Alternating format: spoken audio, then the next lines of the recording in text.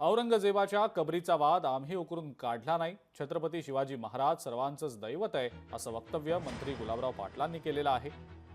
महाराज हे आमचं तुमचं सर्वांचंच दैवत आहेत. आम्ही जेवढं परमेश्वराला मानतो तेवढंच शिवरायांना सुद्धा मानतो.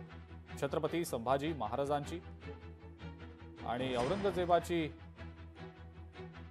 तुलना करत असल्यावर आम्ही काय ऐकतच राहायचं का, असा सवाल मंत्री गुलाबराव पाटलांनी यावेळेला उपस्थित केला आहे.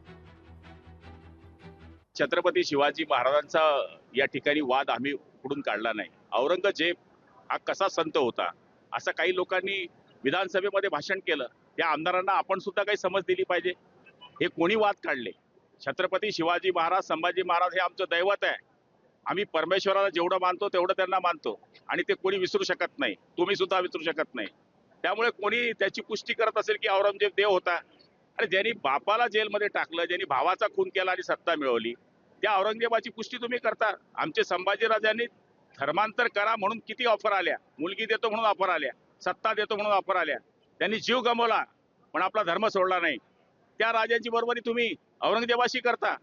बघा, आम्ही काय सगळं ऐकतच राहायचं काय? लोकशाही मराठी ऐका, पहा, जागरूक रहा.